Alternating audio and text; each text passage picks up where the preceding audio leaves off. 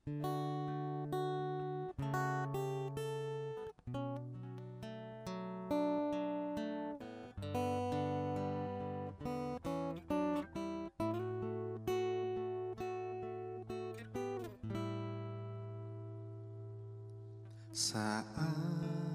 ku berjalan,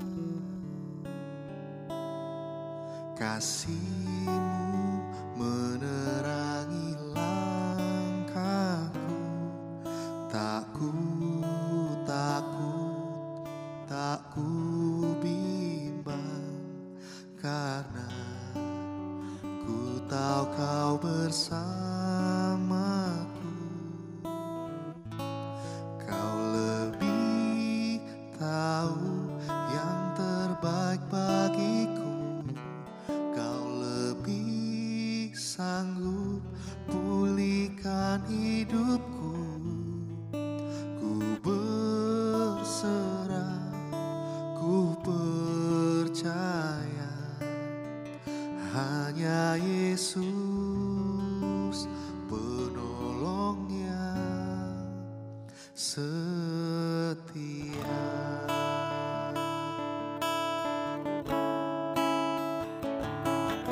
Saat ku berjalan,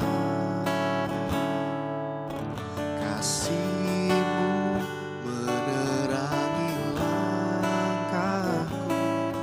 Tak ku takut, tak ku bimbang, karena ku tahu Kau bersamaku.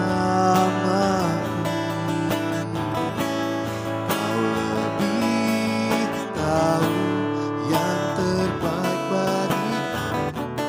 Kau lebih sanggup pulihkan hidupku. Ku berserah, ku percaya hanya Yesus penolong yang setia.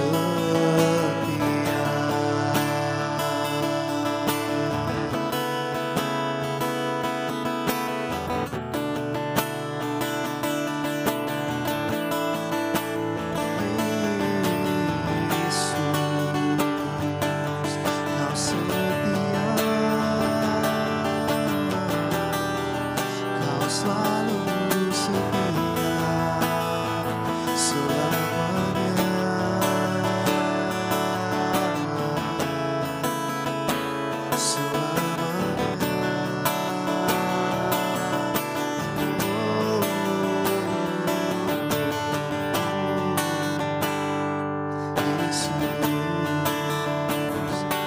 Yesusku,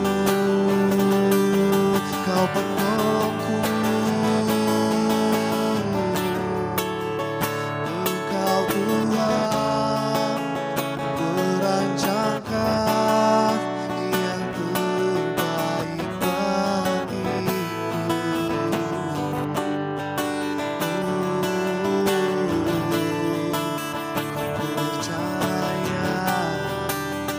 Ku percaya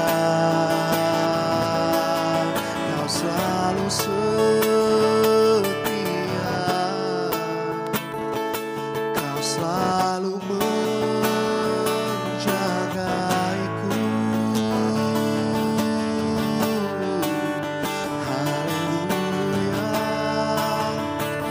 haleluya.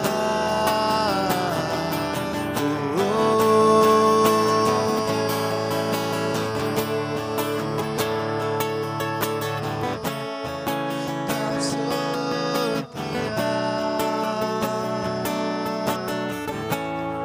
Kau selalu setia.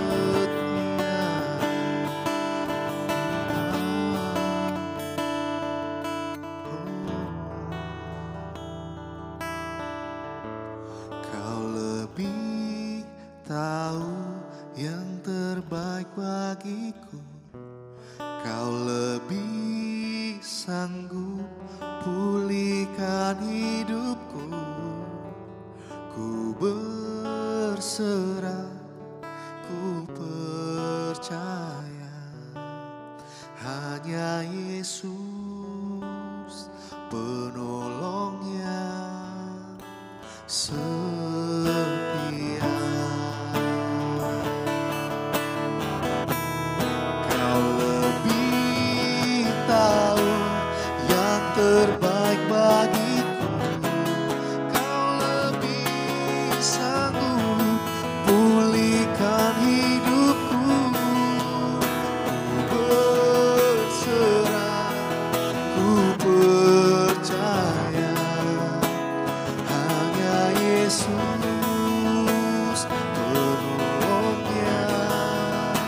setia.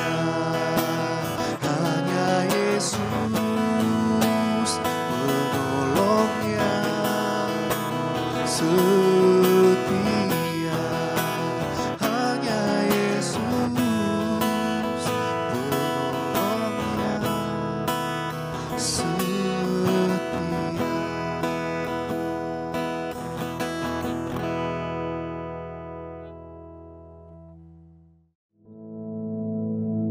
Our Father, which art in heaven, hallowed be thy name. Thy kingdom come, thy will be done in earth as it is in heaven.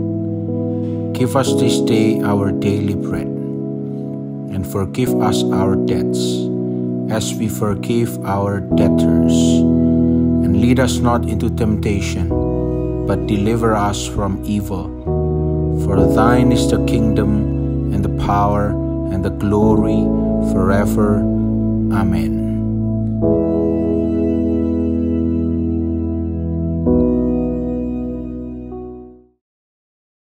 Shalom, puji nama Tuhan, selamat pagi. Berjumpa kembali di hari yang baru ini. Mari sebelum kita beraktivitas, kita mau sama-sama merenungkan kebenaran firman Tuhan. Pagi hari ini saya mengajak kita membuka dalam Yeremia pasal 17.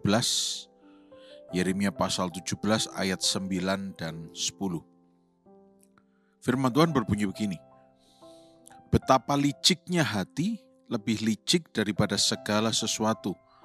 Hatinya sudah membatu. Siapakah yang dapat mengetahuinya?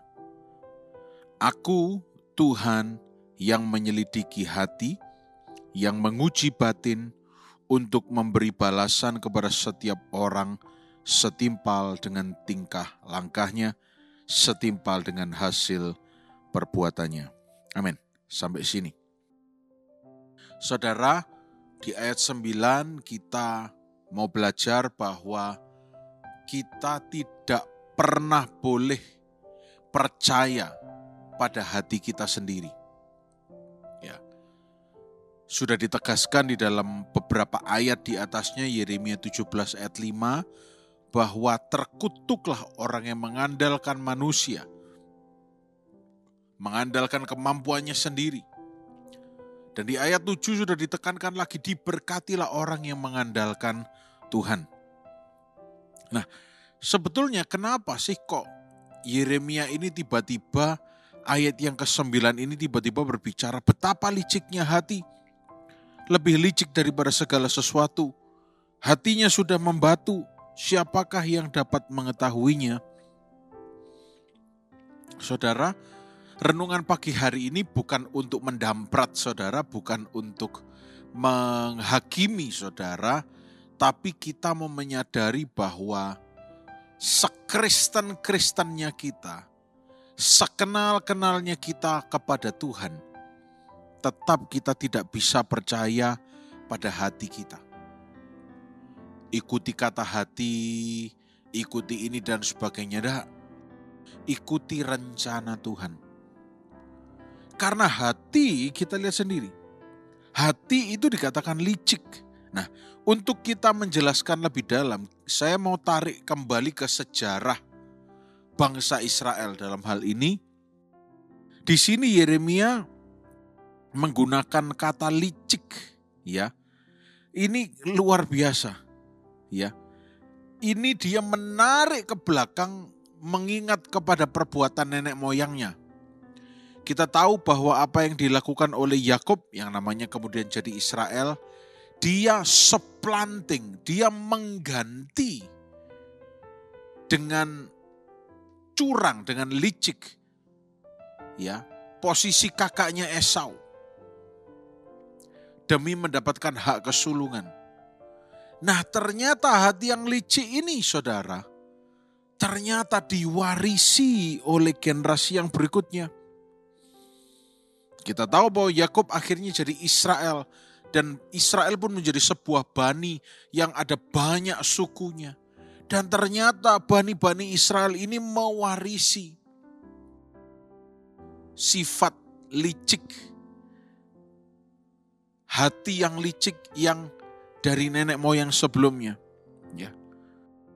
Ternyata bangsa Israel ini bukan mengikuti iman pendahulunya, tetapi deceit, penipuan yang dilakukan, cara hidup yang dilakukan oleh nenek moyang mereka yang salah itu justru yang diikuti oleh bangsa Israel. Yakub melakukan sebuah penipuan supaya dapatkan berkat dari Tuhan. Yakub melakukan sebuah kelicikan supaya mendapatkan berkat dari Tuhan. Ya. Dan kalau bangsa Israel berpikir bahwa bisalah Tuhan dikerjai, ditipu-tipu sedikit, salah besar. Artinya mereka sedang percaya kepada pada manusia, bukan kepada Tuhan. Kita mau belajar bahwa ayat 9 ini berkata-kata banyak bagi kita untuk kita renungkan. Dikatakan bahwa hati itu desperately wicked, sangat jahat, sangat licik, ya. Coba kita buka Amsal pasal 28 ayat 26. Amsal 28 ayat 26 dikatakan apa? Siapa percaya kepada hatinya sendiri adalah orang bebal. Tetapi siapa berlaku dengan bijak akan selamat. Amin. Trust in one's own heart. Percaya pada hati kita. Itu sama bodohnya dengan tidak percaya pada Tuhan. Percaya pada hati kita sendiri itu sama bodohnya dengan kita menyerahkan hidup kita pada orang yang tidak kita kenal. Pak, tapi kenapa kok saya punya feeling hati? Ya, ada, tetapi itu bukan sebagai penentu kehidupan kita. Kita diberi rasa, ya, supaya kita bisa berkarya. Kalau saudara suka art, saudara suka seni, rasa hati ini sesuatu yang perlu ditajamkan. Tapi tidak demikian dengan perjalanan kehidupan kita. Karena kita punya Tuhan, begitu loh saudara. Kecuali kalau kita tidak punya Tuhan, silahkan ikuti apa kata hati kita. Tapi kita punya Tuhan yang sudah merancangkan hidup kita. Jadi hidup kita ini bukan apa kata dunia, apa kata hati kita, tapi whatever the God of our universe says to us. Apapun yang Tuhan pencipta alam semesta katakan pada kita, itu yang kita lakukan. Kalau saudara suka seni, saudara menggunakan hati, ya. Saudara menggunakan perasaan saudara untuk berkarya seni, itu sempurna. Tapi tidak demikian dengan kehidupan kita. Karena hati itu deceitful. Hati itu licik, wicked. Kalau saudara melihat lukisan, kenapa ada genre atau tipe-tipe lukisan yang bagi kita nggak jelas itu apa? Tapi bagi pelukisnya ngerti jelas. Itulah rasa, itulah hati. Kita baru bisa mengerti apa maksud pelukisnya kalau dijelaskan apa maksudnya. Nah, saudara mau hidup kita seperti itu? Tidak jelas? Saya yakin tidak ada yang mau. Oleh karena itu, mari kita belajar melakukan firman Tuhan bahwa jangan sampai kita hidup mengikuti apa kata hati kita. Tapi kita hidup dengan bijaksana, percaya kepada Tuhan, dan senantiasa setia di dalam rencana Tuhan. Memang tidak gampang bagi kita yang merasa pintar untuk menyerahkan segala ketetapan keputusan hati kita pada Tuhan. Tapi kita perlu tahu bahwa itu akan selalu menjadi pilihan yang terbaik. Dari dulu sekarang sampai selamanya percaya pada Tuhan itu selalu pilihan yang terbaik. Ingat ya, percaya saudara tidak bisa disamakan dengan malas-malasan atau tidak melakukan apa-apa. Itu hal yang berbeda. Tetapi percaya kepada Tuhan artinya ada bagian yang bisa kita lakukan karena itu di tangan kita. Ada bagian yang kita serahkan kepada Tuhan karena kita tidak bisa melakukannya. Contoh, saudara tidak tahu tubuh saudara secara total. Suatu hari, saudara pergi ke pasar, saudara cari ayam. Ayamnya habis. Tapi ternyata di sebelahnya ada ikan yang masih segar. Masih sangat baik kondisinya. Bahkan mungkin masih hidup ikannya. Bagus sekali. Nah, kemudian saudara marah-marah mengikuti kata hati. Aku pengennya ayam kok. Yang ada ikan. Kenapa sih Tuhan? Padahal Tuhan tahu mungkin saat itu yang Anda butuhkan secara nutrisi adalah nutrisi dari ikan. We never know, saudara. Kita nggak pernah tahu karena kita ini terbatas. Tapi kalau kita sudah melakukan bagian kita dan kita izinkan Tuhan melakukan bagiannya, sempurna kehidupan kita. Ada amin, saudara? Kadang-kadang akan ada hal-hal yang dimana saat kita berjalan, Tuhan berikan jalan yang baru. Kadang-kadang ada saatnya dimana kita berjalan, Tuhan berikan arahan. Kalau belum diberikan arahan, jangan ikuti apa kata hati. Jalan terus. Jalan saja. Bukan dengan hati, tapi dengan iman percaya. Kalau percaya Tuhan harus dengan segenap hati. Supaya kita tidak percaya pada hati kita sendiri. Saya ulangi. Percaya pada Tuhan dengan segenap hati. Bukan separuh hati. Segenap artinya totalitas semuanya. Supaya kita tidak beri celah atau ruang untuk hati kita berkuasa memerintah kehidupan kita. Nah, pagi hari ini, saudara, kita belajar ya bahwa ada Tuhan yang menyelidiki hati, Tuhan yang menguji batin. Karena apa?